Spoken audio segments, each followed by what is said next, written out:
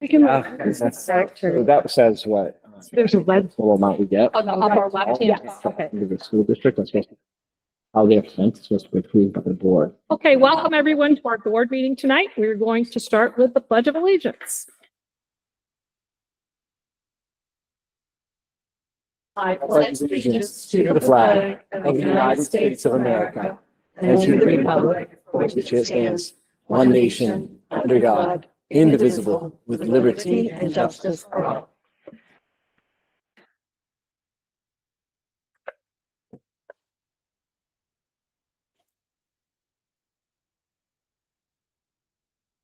Next, we will have the public input statement from the vice chair.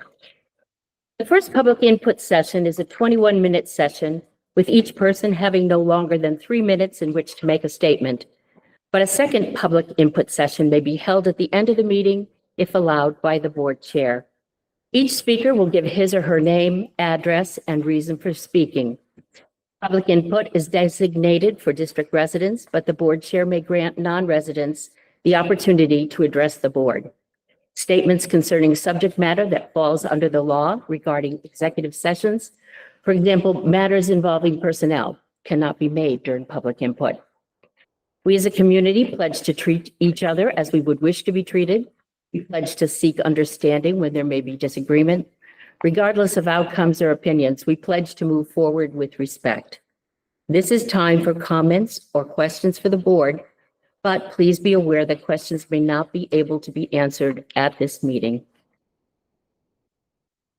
Do we have anyone for public input at this time?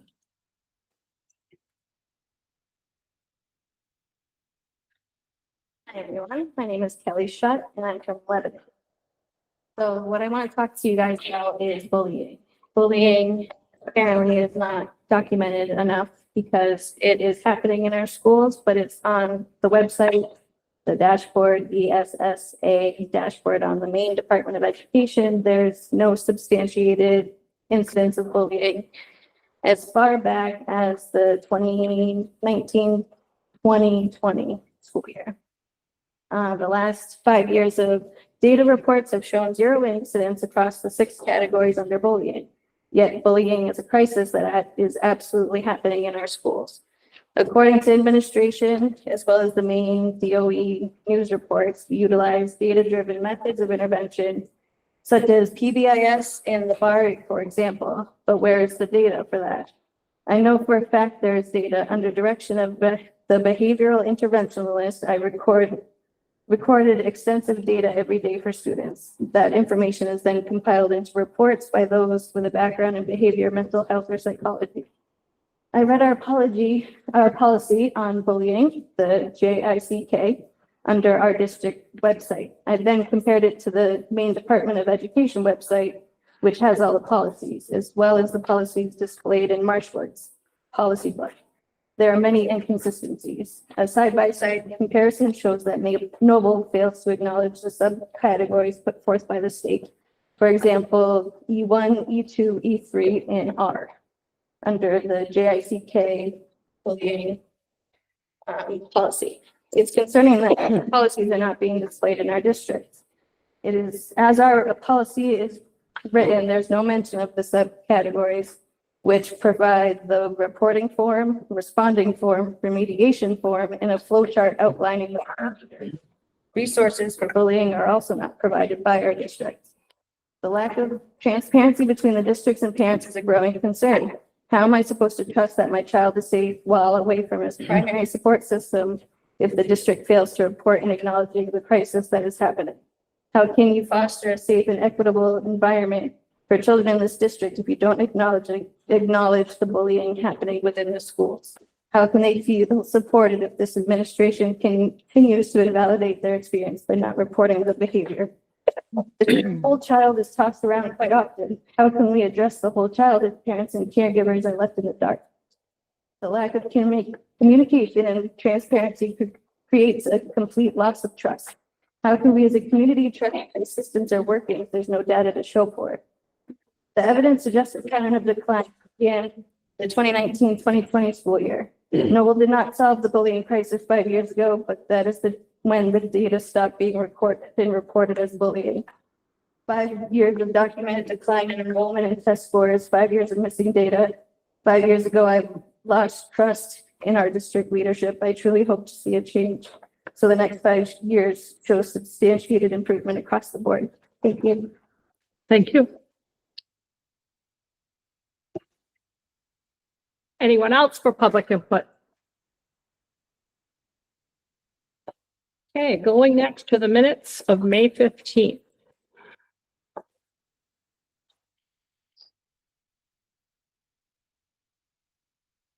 I can do a couple changes, second session. The executive session part. No, well, we were in executive session. I gave her Oh, I a got bunch of changes. Okay. Do you want to table these? So.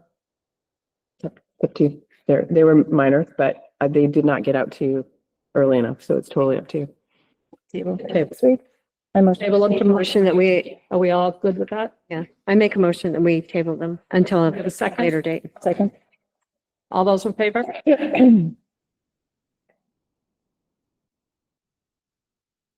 Okay, next we have the audit for RK. Oh, There you go. There you go. Thank you.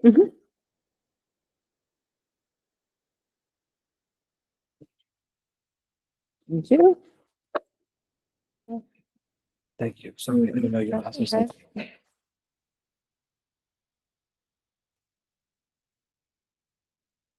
So, hello, everyone. We have Jen Connors here. She is from the firm RKO, our audit firm, and she is here to review the 24 audit. Handed those booklets out to you last meeting. And she has these talking points. We just got a packet. And I'm going to let her go. And if you have questions, we're happy to answer. Hello. Thanks for having me. So as Denise said, we put together a set of graphs. It's a really brief overview of the audit and the numbers from the financial statements themselves. I would like to say, first of all, that the audit did go really well. And I'd like to thank Denise and the staff here because every year they bend over backwards to get the information that they need and they make the process enjoyable, believe it or not. I think an audit can be enjoyable. So we do appreciate that. If anyone has any questions or comments, feel free to jump in at any point. I'm just gonna go right into the graphs. So the first graph that we have is an overview of the audit results itself. As part of the audit, we come in and we audit the numbers that appear on the financial statements. We're required to test all of the, what we call material balances. Those are the big balances. And for the results of that, you did receive an unmodified opinion, which is a clean opinion on the financial statements. So that's a good thing. And then we are also required to do some testing under government auditing standards. And under those standards, we then test internal controls related to financial reporting. So some of the bigger areas like your AP disbursements, your payroll disbursements, cash receipts, those types of things. And under those requirements, there were no material weaknesses, which would be your highest level of finding. And then a step down from that would be significant deficiency, which would be something that's not necessarily system-wide, but still serious enough to bring to your attention. So no material weaknesses and no significant deficiencies. We had a couple of minor recommendations and that was pretty much it. The other part of our audit is we are required to do some testing under the uniform guidance. Because the school district does spend and receive over $750,000 in federal funds, we are required to also test some of your larger federal grants. And under those requirements, we tested the Education Stabilization Funds, also known as ESSER or ESSER, and also the Special Education Cluster, which is for the local and program. And under those requirements, there were no compliance findings. And in addition, we tested internal controls as they relate to compliance and also no findings in internal controls. So overall, very clean audit. The next few graphs that we have are an overview of the financial information itself. Most of these graphs focus on the general fund. The reason being that is your largest, most important fund on your financial statements. The first graph we have has an overview of the general fund balance. So this is over the last 5 fiscal years, and it breaks the fund balance down into the different categories. So the first category you see is non-spendable, and that is a portion of your fund balance that's not readily available. It's usually made up of inventory, long-term receivables, or prepaid expenditures. So items that are not readily available to be spent because they've already been spent. The next category is assigned fund balance, and those are amounts that have been internally designated for specific purposes, and that equaled about $2.3 million. And then the remaining balance of $1.2 million was your unassigned fund balance. That's the portion of your fund balance that is left over after you have assigned amounts into those other categories. In total, in 2024, fund balance did decrease by about $415,000 from 2023. The ending balance was around $3.6 million. And total fund balance over the last 5 years has actually only increased by $97,000 or 3%. So you can see in 2020 to 2021, the fund balance spiked, and ever since then it has been steadily declining. Jen or Denise, sorry. Could you give us an example of, you said something about inventory with non-spendable, and then an example that's happening with assigned. Just looking for examples within the district. You have a definition of that area, but can you give me a tangible example that I could understand? Sure. Assigned fund balance is typically made up of amounts that have been set aside for the next year's budget. So for the 2025 budget, if you have budgeted to use a portion of your fund balance, that will show up in that assigned fund balance category. It can also be other amounts that have been set aside temporarily, but typically the largest portion we usually see would be amounts set aside for the budget. Yes. So is like the 2.2, was that for the budget? That's what it was, right? So it's assigned for that. And then unassigned, the 1.2 is that just wasn't used. Am I understanding? Mhm. Yes. Okay, Yes. great. Thank you. If you look to the next page, this is also focusing on the general fund balance, but it's looking specifically at your unassigned fund balance. So again, that's that portion of your fund balance that carries over to the next fiscal year and can be used for any of your purposes. Now, we've shown this as a percentage of budget, which is a good measure of how healthy your unassigned fund balance is. That's basically your cushion that you're carrying over to the next fiscal year. And in 2024, the unassigned fund balance is at 2.83%. That is down from 6.46% in 2023. Now, I will say also that the state of Maine currently, or in FY 2024, does allow you to carry over up to 9% of your budget in unassigned fund balance. If you exceed that amount, then you do have to come up with a plan to basically spend down that balance over 3 years. That limit is going to drop down to 5%. But regardless, you're under both of those thresholds. So you definitely have a good safety margin there. When is it dropping to 5%? I think it's fiscal 25. Okay, I think it is. Yeah, I believe it's this fiscal year. Oh, okay. So the 9 is gone. The 9 is gone unless the state decides to change that. I just want to make sure I heard you correctly. If we are above the 5%, if it's assigned to be used within the next 3 years, then that's permissible. So you could have like a 7%, but knowing that, whatever, 3% is being used for certain projects and it's going to happen in the next 3 years, that would be permissible by law? Yes. Okay.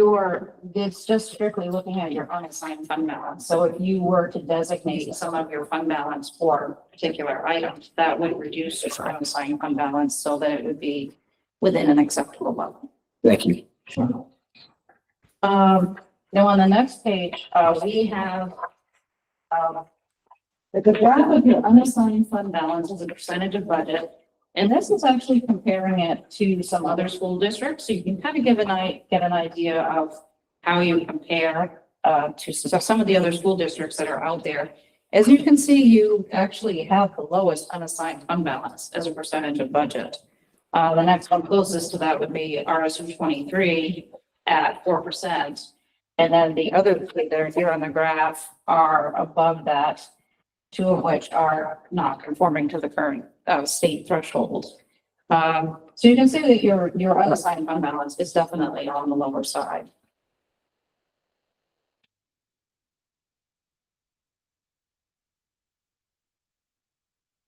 The next couple of graphs that I have are looking at the general fund revenues and expenditures, and this is looking at the budget to actual variances. So for revenues, you can see the intergovernmental revenues were higher than anticipated, and that had to do with the state education subsidy, which was changed after the budget was passed. It does tend to change at the last minute. Charges for services for tuition, revenues were lower than anticipated as the budget included 2 students who didn't wind up attending.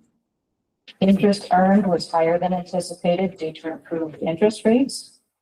And then other revenues were over budget as you received unbudgeted efficiency main rebates related to the HVAC and efficiency projects.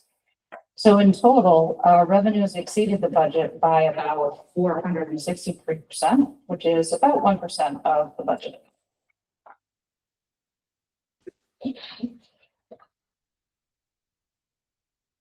And then on the next page is the general fund expenditures. So again, looking at some of the budget to actual variances, transportation expenditures were lower than budgeted due to unfilled driver positions. System administration expenditures were lower than budgeted due to lower than anticipated supplies, books, and some miscellaneous fees. And in total, expenditures were under budget by about $147,000 for 0.3%. So that is pretty close. Now, you will notice that some of the budget to actual lines have zero analysis, and that's not because you are exceptional at budgeting those accounts. It's actually because you took advantage of the state that allows you, to transfer up to 5% of each budget category to cover overages. So in those particular sections, there were some transfer to cover those. So those came out to the dollar.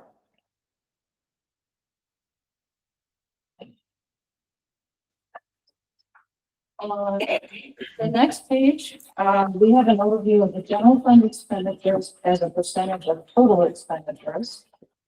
Now so each of these categories is a percentage of your total expenditures. And then I've also included the statewide expenditures as a percentage. These are actually available on the state's website. So it kind of gives you an idea of how you compare those categories to the state. So you can see regular instruction is over 2%, but then your career and technical is under 2%. So there's a little bit of a wash. They come in fairly close. Transportation is a little bit higher by 2%. Facilities is higher by 2%, but your debt service is 0. Part of that is because the state does require you to budget your debt service in the category in which it relates to. So it's not that you don't have debt service, but some of that is included in facilities and some of it is included in transportation.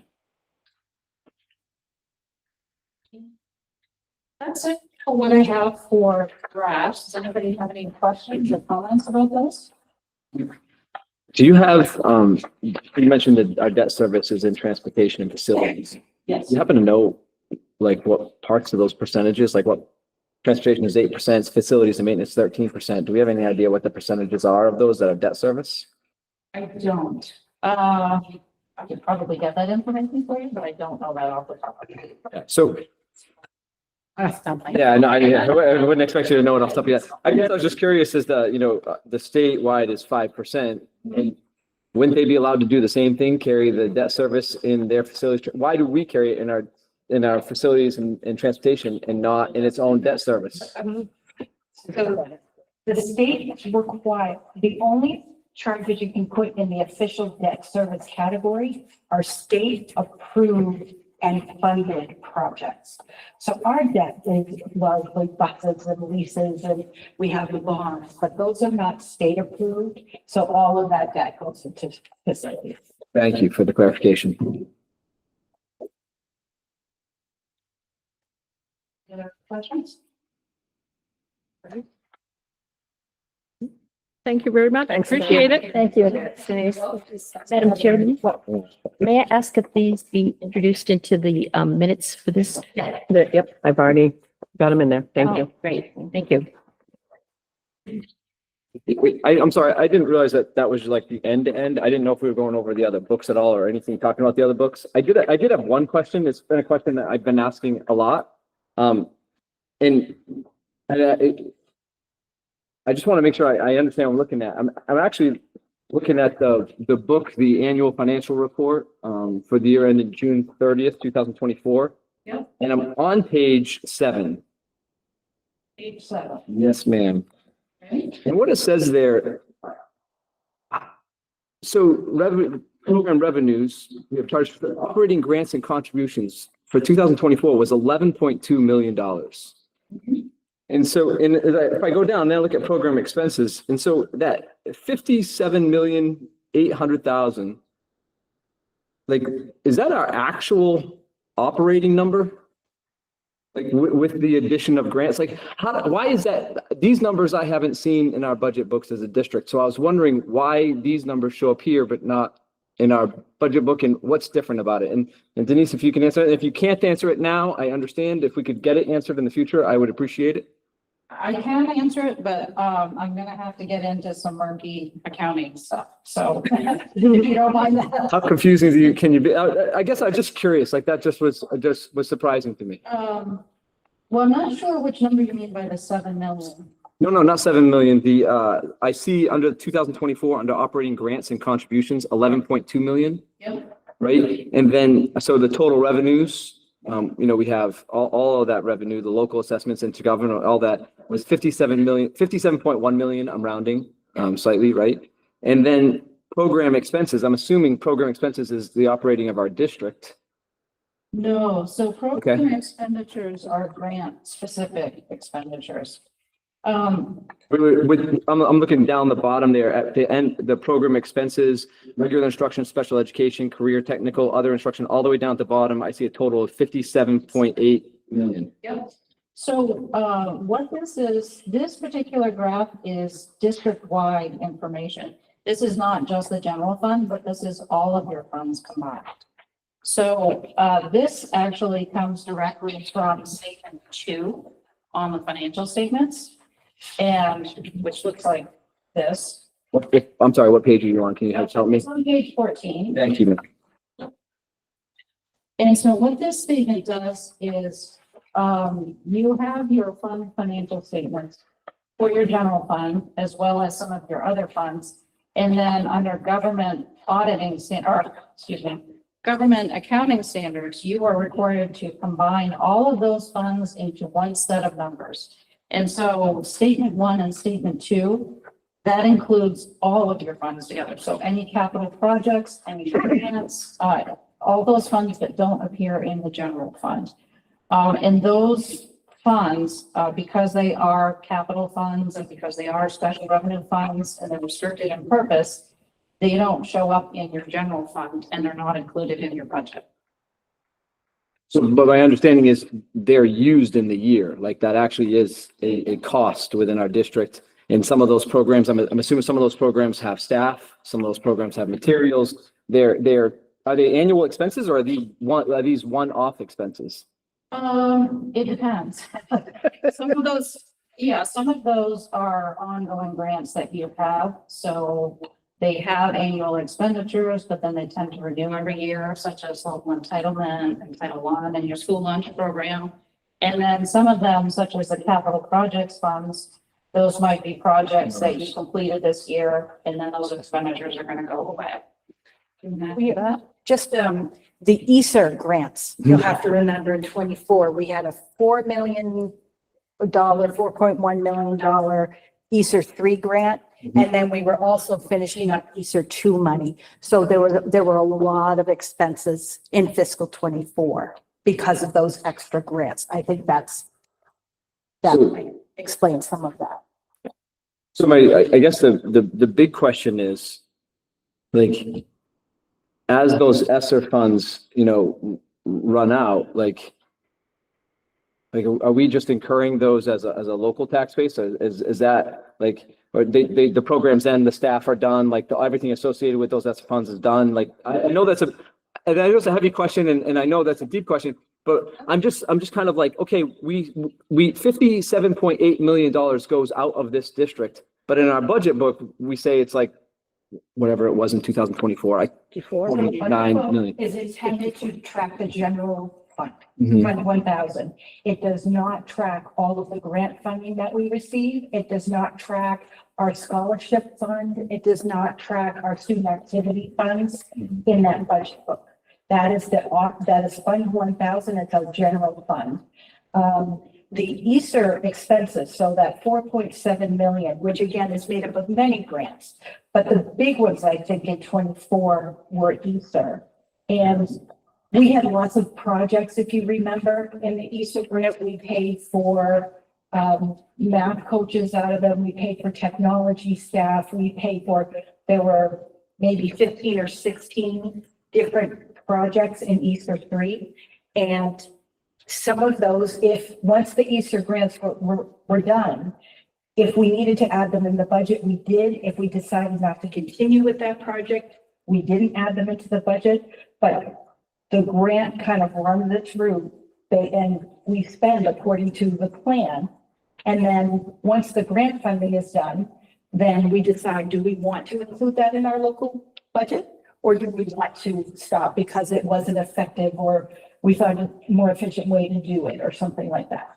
So in the future, I mean, this has been the question that I've been asked about. Like, I would actually love to know what positions, obviously not people, but positions, programs, things that these grants are covering, so that when those funds run out, it's an understanding of we think of that in the budget process. I would love to know more about that. Like, I see I'm on, page 6 of the other book, and it talks about ESSER 3. Well, we spent 2.2 million, right? But I recognize between everything, Title 1A, special ed, local entitlement, there's several, there's a whole list of them. We had 4.8 million, so it's obviously a huge chunk of what we have here in our district. Is like 10% of our general, it's like a comparison of almost 10% of our general fund, right? Our general budget.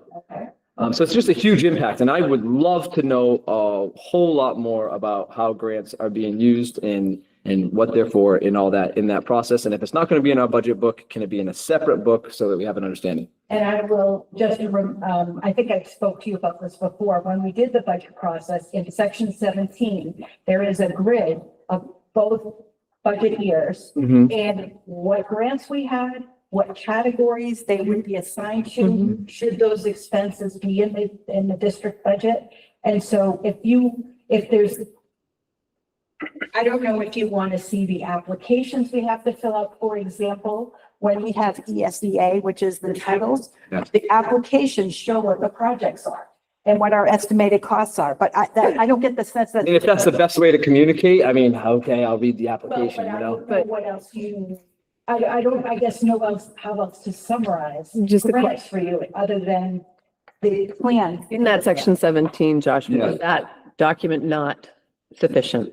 Right. I didn't provide enough detail because I knew what category it was in, but I didn't know how it actually affected our programming in the district, because category isn't necessarily programming, and category doesn't say which personnel, right? Like positions. I'm not talking personnel, positions, right? So if grant money is being used to pay for a math coach and that grant money is scheduled to end, well, I would like to know that, like, okay, so is this something we're going to keep? It's all of those questions. It's knowing what grants have a huge impact on our district. We know that. I just don't know how it impacts aside from category, and that doesn't provide enough information for me. So one of the things with ESER is we were required by ESER rules to post on our website our plan for spending. And so that was up there It's effective for years. I think it Yeah. had to be up through January of this year, this Yeah. past year, even though we were done with it. But that again is going to give you, we've got math coaches and we anticipate 2 math coaches and this is our anticipated expense. And again, beyond that application, which is telling that federal/state body what our plan is, I don't know how to give you. I think one of the things that'd be helpful, as we go through, I think of the budget process that we went through, and we go through each category, right? We have the year prior to, we have this year, the change, and then this year's, right? And we know that there are changes. We've seen changes. And sometimes what's explained to us is, well, we're no longer paying for that position through grants, or we were able to use grants to pay for that position. So there's actually no change, sort of, right? There's no change to the cost of but where the money is coming out of does change. And I'd love a column, if we could do a column there that says, it's funded by grants, a grant column, so that we can see year to year, we can look at that. I just am uncomfortable with all the impact. I'm not uncomfortable with the impact of grants. I know that grants have a big impact. I'm uncomfortable. I don't know what the impact is to our personnel and program on a yearly basis as far as grants. And you're right, Denise, I probably need to sit with you and just try to hash it out and figure out what would be what would actually be what I'm looking for. So I don't want to, there's so many avenues to go down. I understand. And I don't want to spend a ton of time not addressing your question. I hear you. So I will do some more thinking on this and I'll reach out to you if that would be okay. Okay. Thank you. I apologize for monopolizing the conversation. I'm just gonna add something in the financial statements. Yes. On Exhibit B in the back. It's page 50. That exhibit is specifically made up of just the school grants. So for every single grant that we have, you can see the beginning balance, you can see your revenues, disbursements, and then your ending balances. So that kind of gives you a better idea of where those numbers come from.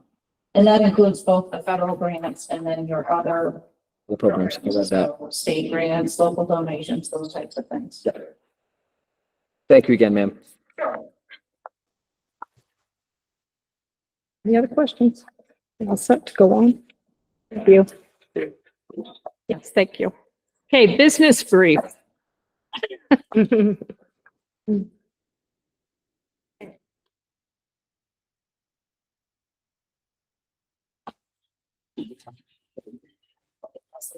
Here.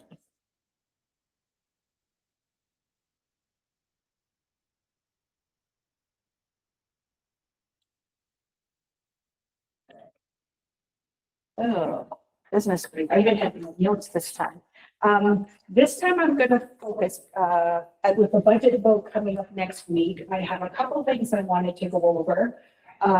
Just closing the loop on some things. And these are in random order. At the last board meeting, Josh, you and I were going back and forth about some percentages. And then after the meeting, I went over and chatted with Josh and Allie and kind of walked through my reasoning. And I think I want to make sure the board and the public understand what we were talking about and how it resolved.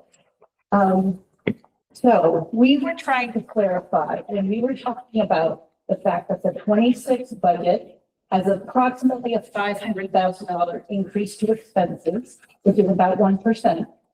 And that the amount going to taxpayers is over 6%.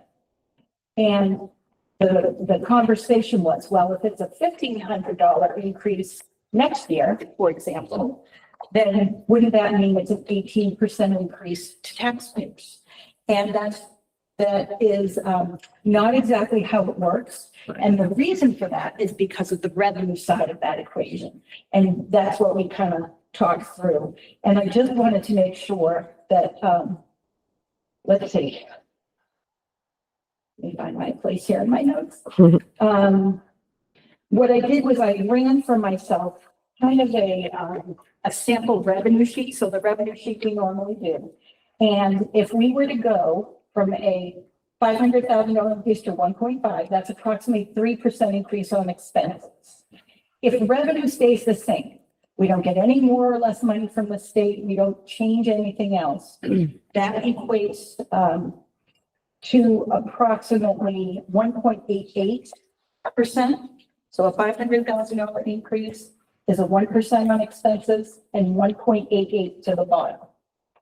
If we added 1.5 million, so we tripled that, we would have about a 3% increase to expenses and approximately 5.65 on the bottom line to taxpayers.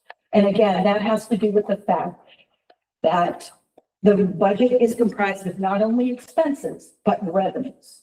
And so we, going from 25 to 26, have all of that fund balance we spent in 25 that we don't have access to in 26. But going from 26 to 27, we don't have to make up for that. And that's kind of the driving force. So I just wanted to focus a little bit on that. Audrey, do you mind hand out that? The other thing I wanted to talk about was the pre-K grant. And so I have been asked some questions, and there seems to be some question about the finances of pre-K and what that means to the district. So this was my attempt to try to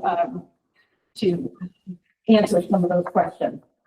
So the district, and I'll start from zero and assume that we are all starting from scratch. The district received a one-year grant from the state of Maine for approximately $600,000. The grant is helping the school district pay for some startup costs associated with pre-K. And so what is covered by the grant and what are we paying for locally? In fiscal 26, the grant will cover costs that include wages and benefits for 9 ed techs working solely with pre-K students. There's 1 ed tech dedicated to each of the 2 rooms in the towns. And then we have an ed tech that's going to float between those 2 rooms to assist as needed. We also have startup materials and supplies, as you would imagine for any program. We have playground equipment and supplies for outdoor learning spaces. We have meals and snacks for students that, just to make sure they've got stuff for the day. We also have some coordinated professional development for the pre-K staff specifically. So again, starting a new program, you want to make sure everybody's kind of on the same page and moving forward. In 26, the district, so the general fund will cover costs of 6 teachers' benefits and wages. There will be 2 teachers in each school building, 1 in each room. We are also providing technology and devices for staff. We are retrofitting some of the classroom spaces. And we have some classroom and non-instructional supplies and equipment that we need to purchase to kind of get things up and running. Okay. Then in fiscal 27, I'll jump to that first. In fiscal 27, what happens is the grant money is not there any longer. And in 27, the district will cover the costs of wages and benefits for all teachers and ed techs.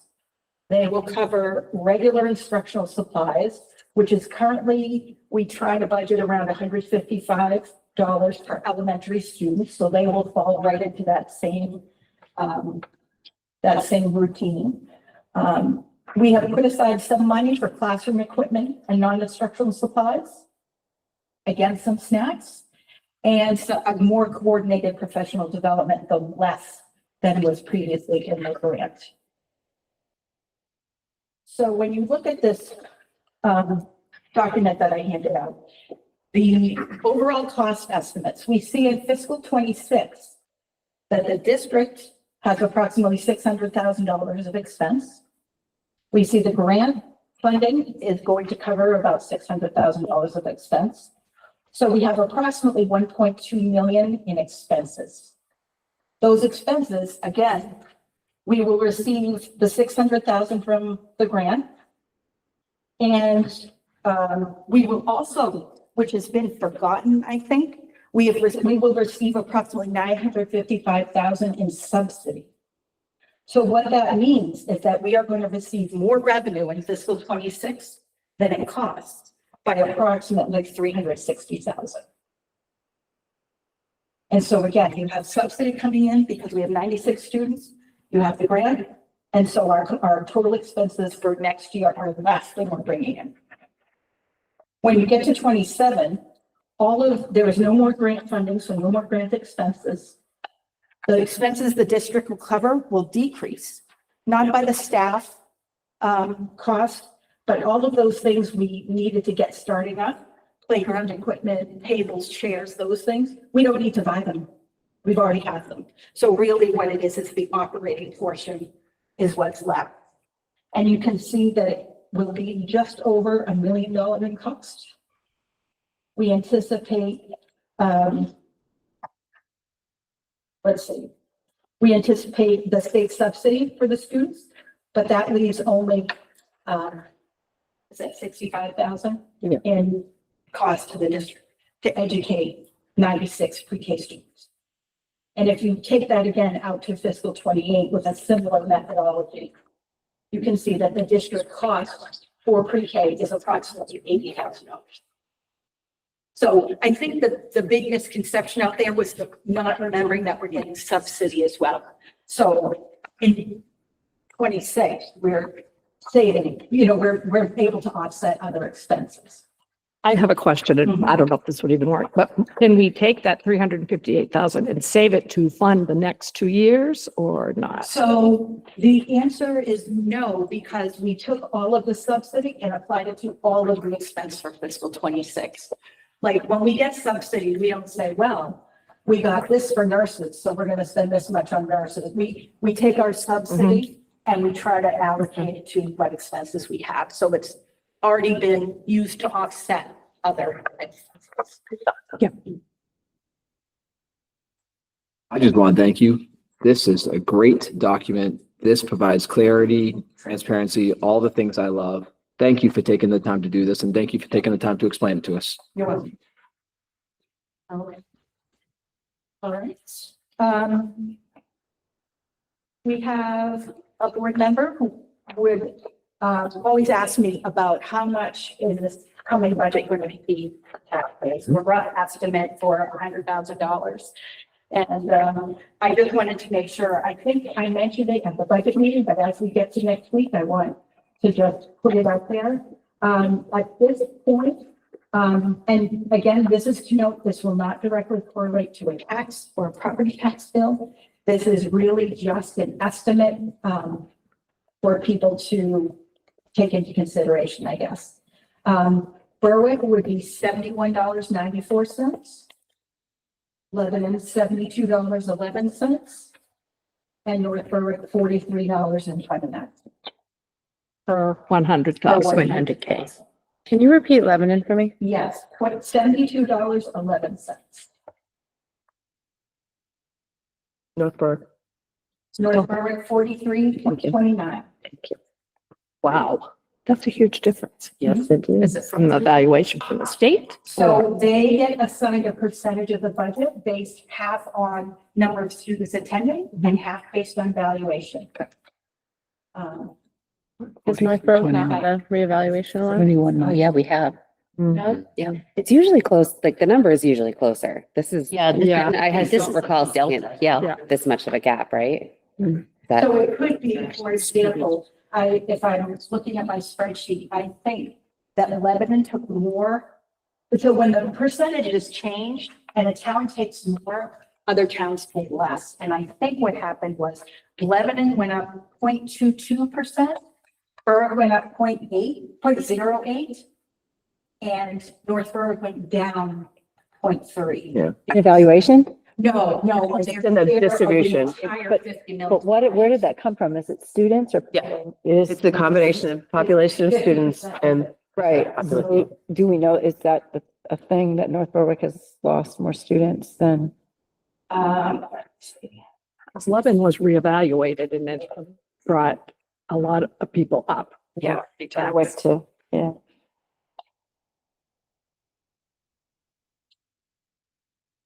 I want to play the Jeopardy song for you. Yeah.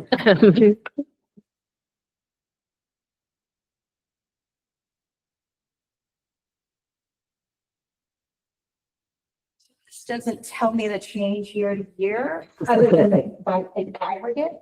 But what I can tell you is that Berwick has 34, you know what?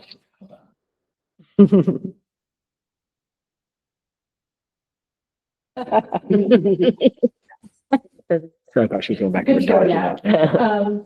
Berwick has 34.6% of the valuation, the total valuation. Lebanon has 29.72, and North Berwick has 35.68. With pupils, Berwick has 43.68%. Lebanon has 33.33, and North Berwick has 22.99. So when you average it out, Berwick is paying 39.14%. Lebanon is paying 31.52, and North Berwick is paying 29.34.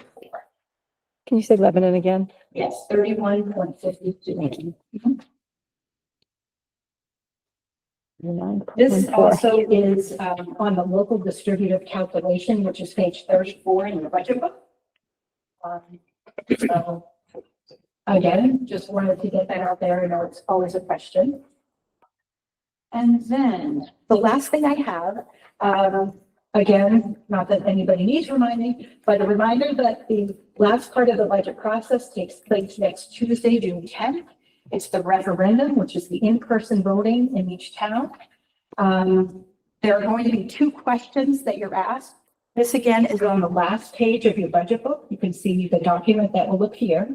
The first question is going to ask you whether you want to approve the budget with the amounts that were approved at the district budget meeting held on May 8th. No dollar figure is in the question because the numbers were approved after these documents are prepared. These are legal documents. We do not prepare them. This is really the legal part of the process. So it's not that we don't want to give a figure, it's that this is how they need to be prepared legally. The second question is required of us, and we must ask it of the voters every 3 years. And it has to do with the process of approving a budget. And a yes vote would keep the current process in place. School board approves. We go to the district budget meeting where people discuss the numbers and vote them up, down, let's say the same. And then we go in person to vote at our polling places. A no vote would eliminate the referendum. So it eliminates the in-person voting. So what would happen is the school board would approve a budget. It would go to that district budget meeting, and whatever happened at the district budget meeting would be the budget that we move forward with. Oh. So I just wanted to make sure. A very small group of people would be an individual. Yeah. Okay. Yeah, so we'd be done right now if that were the. Since this was put in place, the voters have always both. said they wanted to keep this process. So, but that's something we are required by law to ask.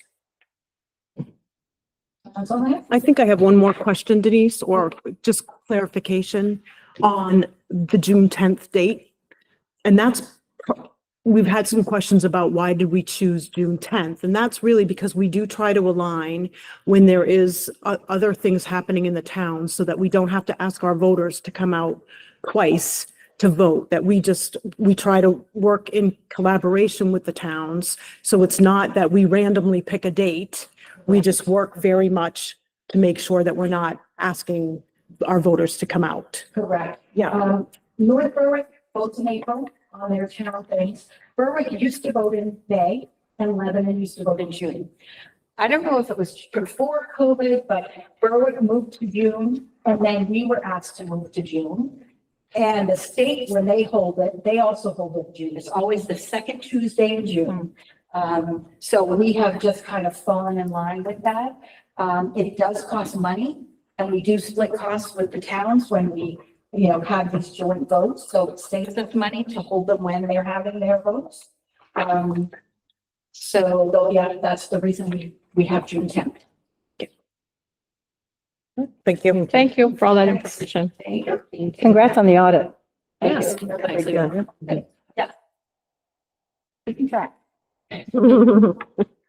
Okay, next we have superintendent summer hires. Okay, and this is something that comes up every year at this time. And the reason why we have this is because we have less board meetings in the summer. We have about 2 meetings once a month, one each month instead of the every other week that we do during the school year. And we found that we were losing candidates because if we had to wait until a board meeting to nominate candidates for positions, they weren't able to hold until we had some approvals. So we've instituted this piece about the superintendent summer hire, and it's solely for teachers, not for administrators. And it's typically effective a couple days after school ends, and then right up until school begins. So that would be June 13th, 2025 to August 29th, 2025. And so that's again for this summer. So we need to vote. Need a So motion. you need a motion and a vote. Yes, please. So I move that the superintendent be able to hire teachers between those dates of June 13th and August 29th. I'll second. Any discussion or questions before we vote? Okay, all those in favor? Opposed? The next item is the nomination of probationary administrators, and this is very similar to how we went through the teachers, the probationary teaching staff a couple of meetings ago.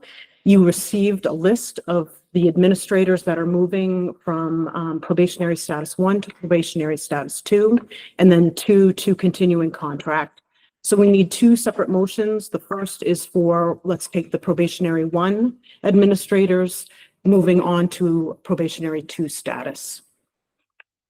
So we just need a motion. I'd like to make a motion to move probationary 1 status to probationary 2. Second that. Discussion or questions? Okay, all those in favor? Opposed? 2. 6 to 2. Okay, and then we have our probationary 2 administrators that are moving to continuing contract. And again, we need a motion and a second and a vote. A motion that we move our probationary 2 to continuing contract. Is that just a 1? I'll second. Questions? Discussion.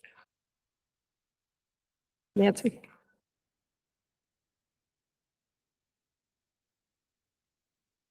I'm not sure what we're doing. Can I have an explanation? I mean, are we just agreeing that They're moving to the next year. Yes, you're moving them to the next Are year. we moving people to the next year? Or Yes. just moving? You had the list. Jen sent the list with the agenda. It was in the first one. Thank you. Now I understand. We do a revote on that last one? On the first one or the second? That's right, it's already passed. We need to revote, Nancy? No, no, I'm fine. I just didn't. Okay, so second one? We have? Yes. Okay, all those in favor? Opposed? All right, and then these will Okay, table. now would like to have someone make a motion to take 8, 9, and 10 and table those until the next meeting, since we are just moved.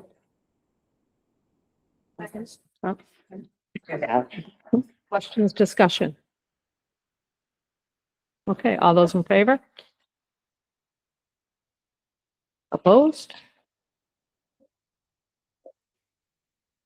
All right, employment. Okay, so we'll start with some new hires. We have Christina Brown, who's in the audience. And she is being nominated for the pre-kindergarten teacher in North Berwick. She is a graduate of the University of Maine and currently is working in the building as a building sub. So we have Christina Brown. Make a motion. I'll second. All those in favor? Opposed? Welcome. Thank you. The next one is Sarah Dewhurst. And again, this is for North Berwick Elementary School for the pre-K teacher. Is a recent graduate of University of Southern Maine, and she's currently in ed tech in the building. Make a motion. Second. All those in favor? Okay. Next. Okay, and then Michaela Donovan, and that is for the Huzzy School pre-K teacher. She is currently in Kittery, working in pre-K. She was a former Head Start pre-K teacher as well, or Head Start teacher. Make motion. Second. Second. All those in favor, Michaela? Okay, opposed? The next one is Hannah Backer, and she is nominated for Hanson School for second grade. She's graduated from Boston University. She's currently an associate teacher at Chestnut Hill School in Massachusetts. Make motion. Second. Second.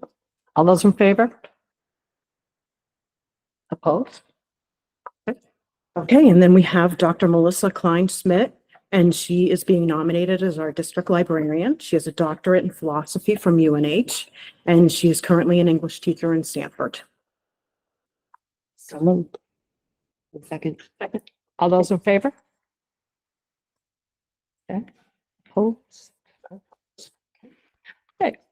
Okay, now we'll go on to a resignation. We have Elizabeth Jolly, who is the principal in North Berwick Elementary School, and she submitted her resignation for the end of the school year. Motion to accept.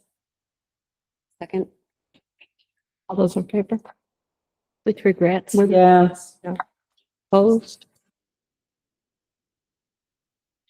We have a retirement. We have Deb Gardell, who has been a music teacher here in the district for band and instrument band for 38 years in MSAD 60. This is like Tammy McCormick was a couple of weeks ago. Motion to accept with regrets. Have deep regret. Yeah. Question. What? Did either one of these last two candidates provide any exit interview materials that should be shared with the board? We've been asking One about for exit child. interviews, right? She sent out, it has to. Well, I was wondering if either one of those candidates provided any information about their reasons why resigning in retirement. I know we talked about Jolly, and I didn't know if there was anything else, or if that was the sole reason. That's the reason that was stated. Yeah. Yeah. And with We Ms. Gardell? doing exit We interviews? do yes, we do. Yeah. We have not done one with Deb Gardell. However, if you read the resignation letter, the retirement letter, I mean, Did we get that? I'm so sorry. don't get those. No, we didn't get those. But we'll do an exit interview and we'll provide feedback if it is applicable. Thank you. Mhm. Should use the mic. We have a second? I'll second. I think I You motion. made it. I'll second. Okay. Congrats. All those in Yeah, got it. favor with regrets? Opposed?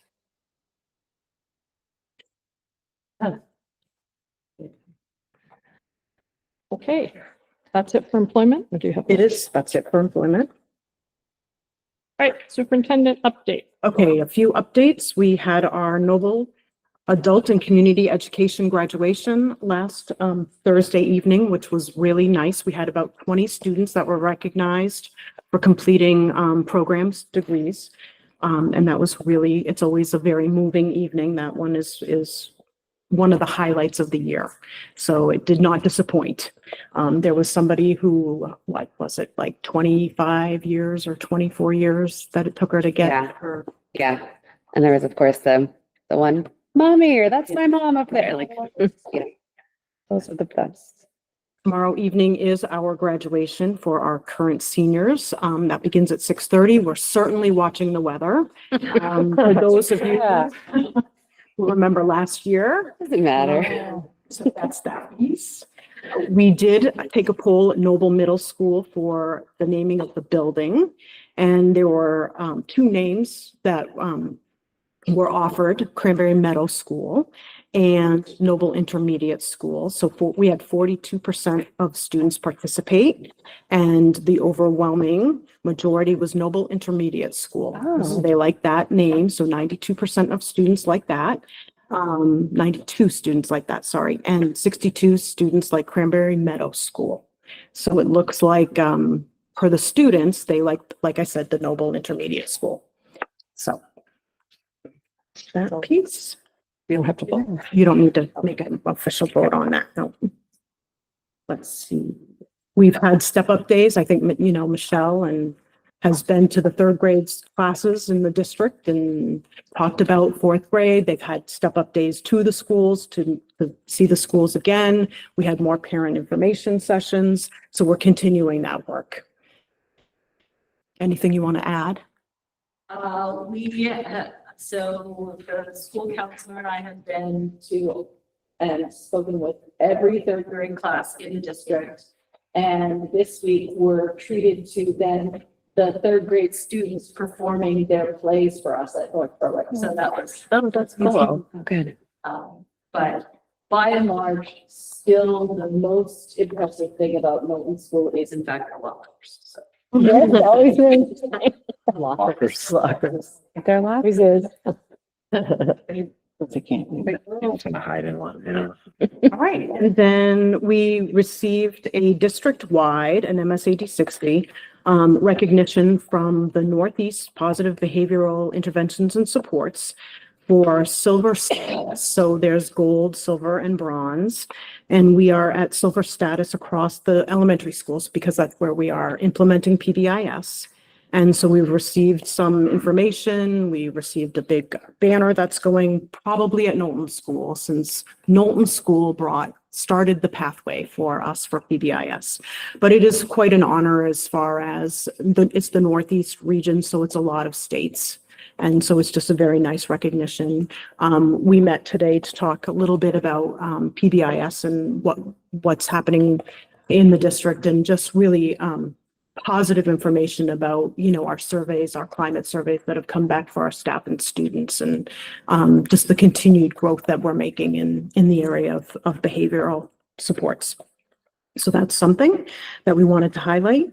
I think the other thing that just wanted to touch base on is we have our July meeting is set for July 17th, and we're looking for a start time of 3:30, but we wanted to check in on that.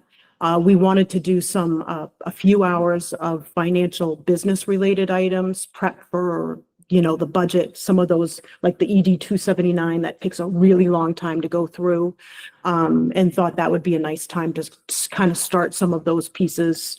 So we're thinking 3:30, and then, do like Connor coming in, for about an hour, just for the annual board workshop where we talk about, just some of the conduct of the board as far as how we run our meetings and the organizational stuff.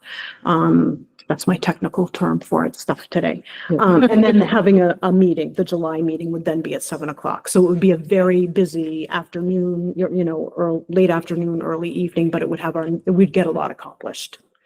So I'm hoping that you'll be able to attend at 3:30.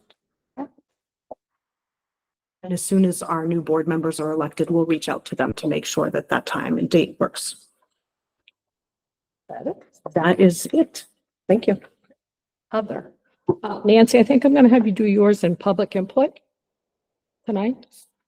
Does anybody have any other things? Mine's public. All right, so it's been a very exciting end of the year, and I've got to go in and visit a few of the schools and see some really cool things that have happened. So I just wanted to give some shout outs. I watched the Hussey third graders have a move up day to Knowlton, and I watched the absolute passion that Elise and Michelle have for their jobs. They're like so ingrained in their community. They're like greeting all their kids in the hallways. Their kids are greeting them. They just seem like it's just such a positive place to be. And there's a lot of reinforcing notes on their lockers. So many amazing things going on over there. The other thing I did was go on the third grade field trip to the Wells Estuary, where the tour guides said that our students were the best they had literally ever had. They said our third graders are the best behaved third graders they've ever had.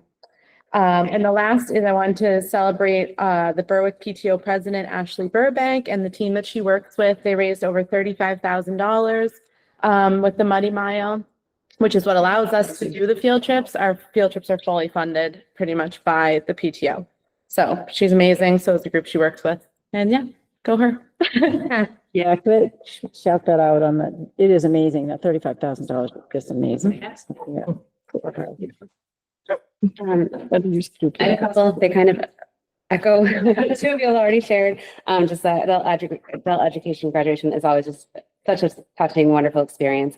And both North Berwick had their third grade celebration, which was incredible. The kids put those plays together in like a week and they're incredible. And the parent turnout for being at noon on a Wednesday, yesterday, whatever yesterday was, for being at noon was, I mean, the bleachers, like they had to pull out chairs. It was just crazy how many people came up to support the kids.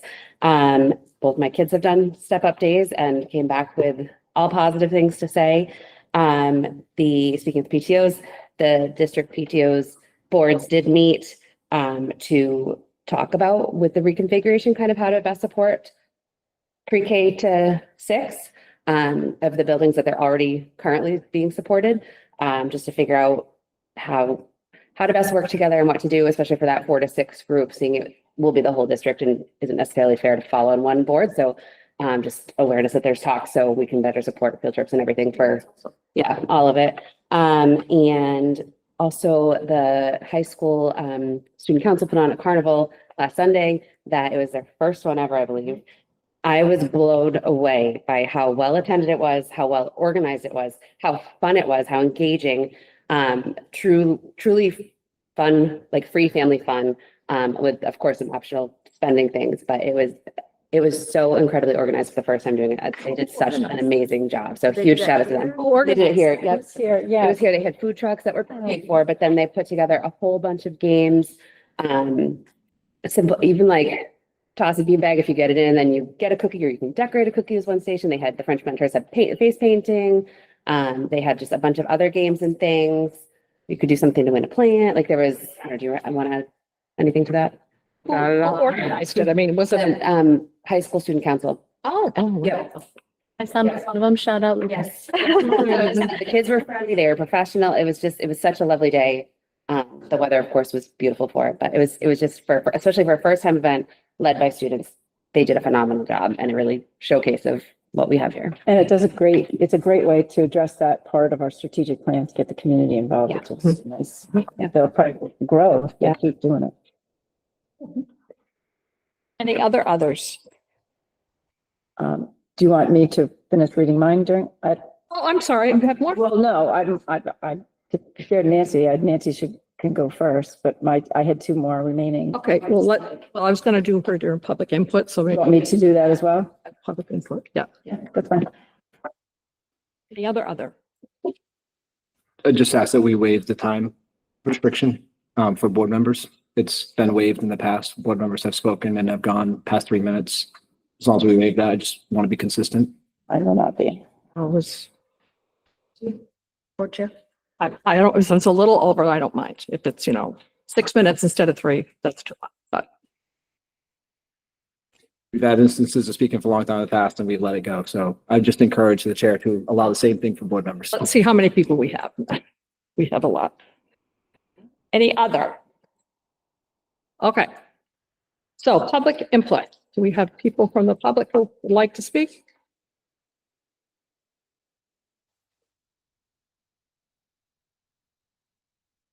So I have a question about the auditor's report. Is that going to be available on the website? Yeah, it's posted. Any other? Is that part of our new policy that we're putting out everything that's handed to us? We're working on that, yes. Okay, I just want to be like very upfront about that. So that's part of a new policy where everything we're handed should be visible to you. It's either that or it's going in the minutes. Yeah. Or like, The full report, not the synopsis you got. It's on there. The full report's on there. Yes. Yeah. Okay. Now what other public input? All right. Nancy, you ready? I was, Josh, Josh and I have had some issues about, transparency, sharing information. We have more and more transparency at every meeting, seems sometimes, but it's been, I can't talk to the. You gotta move it then. Sorry, guys. I'm a teacher. Oh, need a microphone. My issue has been and continues to be that every time we seem to do something, it gets red flagged as something negative and inappropriate. And the noble board reveal was simply an opportunity to start sharing information that doesn't always get said at the meetings here, and yet it was still perceived as something negative and offensive by the other members of the board. And I'm just kind of tired of the negativity that keeps coming at the minority. I'm tired of it. I'm I'm tired of it. I'm sick of it. Ever since the first time when you, and it's the board, viciously attacked my character, I knew you were not to be trusted. I'm a fixer. It is beyond challenging for me to confront you, but facing you is something I must do. You've accused me of having some serious character flaws, and yet you think I should respect you. To respect you would be tantamount to saying I have serious character flaws. Not happening on my watch. I do not have serious character flaws. I came onto this board with one goal in mind, and that was to see changes in our academic output. That's what I did as a teacher in Rochester. I worked on academics. I tested for academics.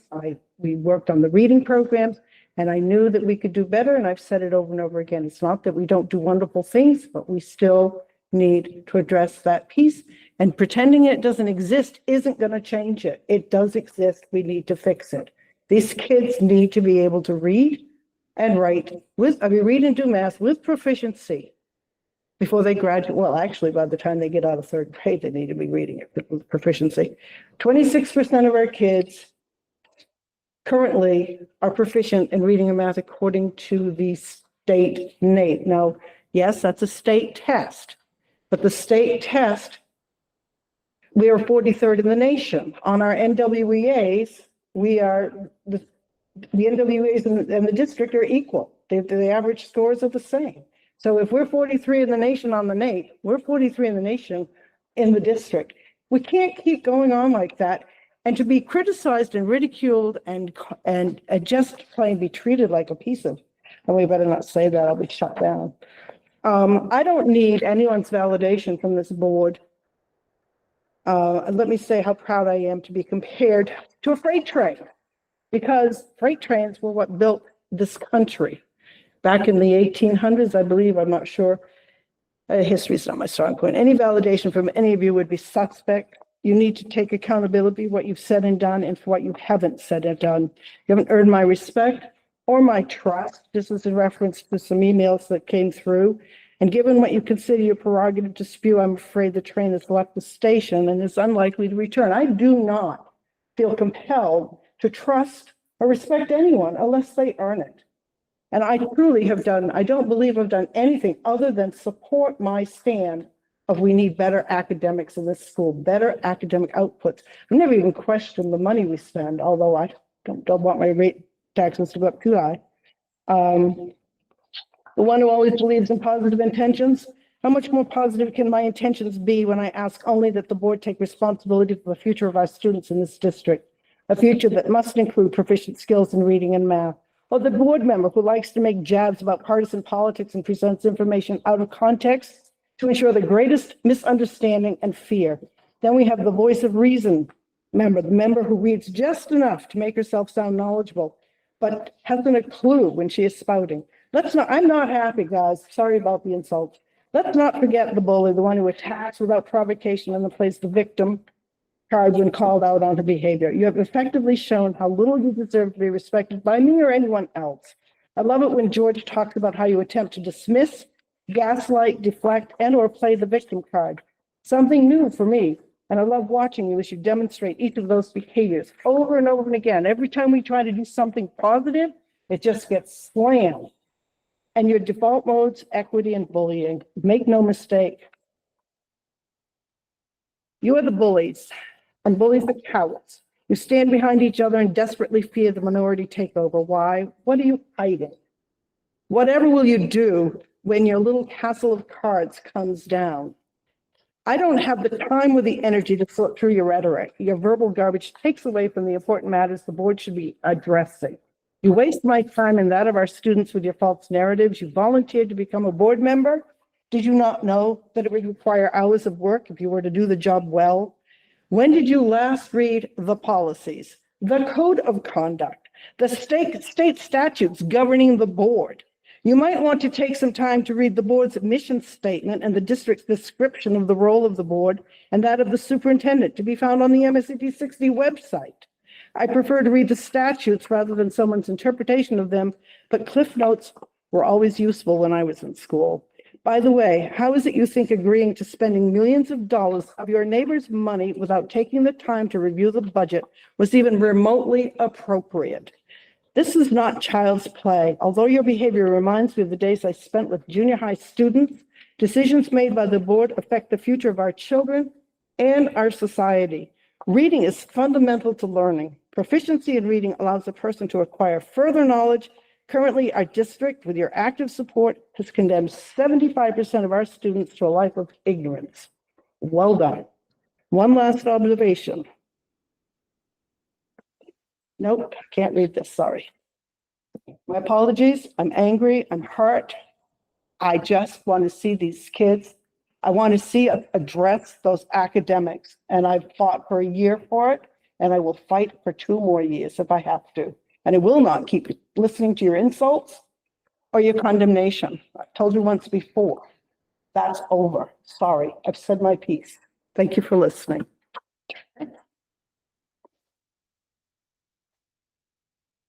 Do you have something to say? Yeah, this will be much shorter. My concerns are specifically about the Noble Revealed Facebook group. There are comments on there. I do not any longer visit it, but there were comments on there about the staff, our staff's ability to do jobs. I think it's going to, I know it is undermining morale. I've heard from people, staff and teachers who've seen it, and are concerned that those kinds of remarks that are made on there are going to chase teachers who have opportunities right now and choices to leave the district. I would ask that we do better as a board. I'm not sure that I've ever publicly insulted anybody, but I have been insulted through the Noble Board Revealed. And I would like to ask, and I think this is more directed towards Sue and Audra, if we know what the legal implications of pages like Noble Revealed are, what are the First Amendment implications of this? Is anybody regulating comments? Are people managing this page aware of what viewpoint discrimination is? And are they doing anything to prevent it from happening? It's kind of it's a challenge to manage those pages. I used to do it. I chose to stop. What are the freedom of access implications of that page? Does anyone know if or when a quorum of board members may be commenting within those discussions? Does it make it qualify as an unnotified public meeting? And what about discrimination law? There are comments on there. I mean, is there an admin making sure that the volatile comments and remarks don't constitute some form of discrimination on the base of a protected class? And if there is there a plan for removing those comments? So that's one that we can get some advice from, but it's actually specific more towards, it would probably be to you guys who are running the page, like making sure that you have thought about those things. And I'm assuming you have. We have not engaged with the page at all because it's not representing us. So, but that would be questions to think about, and we can get some feedback for that if you need it. Okay, anybody else out there in here? I make a motion to adjourn I make a motion to go into executive session 1 MRSA 4056A evaluation of officials, appointees, employees. You have a second? Second. All those in favor? Going into executive session? Do you want to like a? Yeah, No, 5-minute break? 5-minute break. So it is on the agenda. It's not related to anything that we've